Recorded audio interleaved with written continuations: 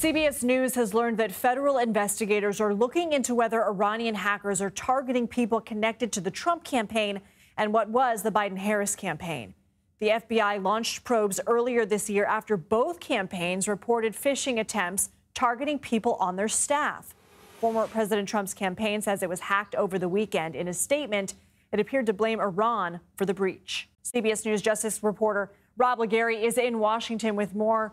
Thanks for being here. What more are we learning about the FBI's investigation into Iranian hackers potentially targeting both of these campaigns? Hey, yeah, good afternoon. So we know that federal investigators are looking into whether Iran-backed hackers targeted the Biden-Harris and the Trump campaigns earlier this year. Now, sources are telling us that the FBI launched the investigation in the early summer after individuals tied to those campaigns received spear phishing attempts. Those are those emails and messages you get with links that if you click on it, they would gain access to your email or get some data from your computer. And so we're learning that the FBI has decided that Iran is the likely culprit behind these attempted attacks. Now, sources confirmed to us that the investigation now is ongoing, but right now Iran seems to be the likely suspect. A senior official with the Harris campaign told Aaron Navarro of CBS News that there was no indication that any of their systems were breached at the time. But again, this investigation is ongoing, and we're likely to learn more. Any significant evidence that Iran or any other country, for that matter, did in fact try to interfere with the campaigns?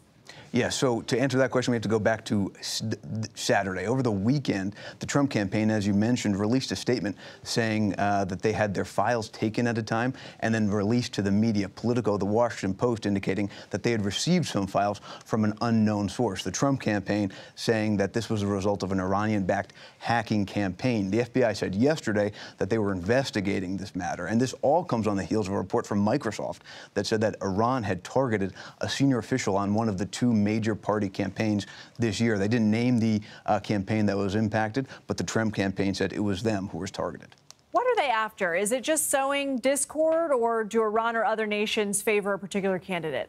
So it depends on the state and depends on the candidate. We know that in 2020, the FBI director, Chris Wray, and then at the time, director of national intelligence, John Ratcliffe, made a rare joint appearance ahead of the campaign, basically saying that Russia and Iran were seeking to interfere in the election. Iran, they said, was seeking to damage Donald Trump's campaign at the time. And so Iran seemed to be here targeting both campaigns, the Trump campaigns, and saying that they were impacted. Now, Russia and China, according to intelligence officials, are monitoring this upcoming election and could use online platforms and other social media entities to sow disinformation or advance certain narratives that are beneficial to their domestic agendas. Why would Iran want to damage Trump's campaign?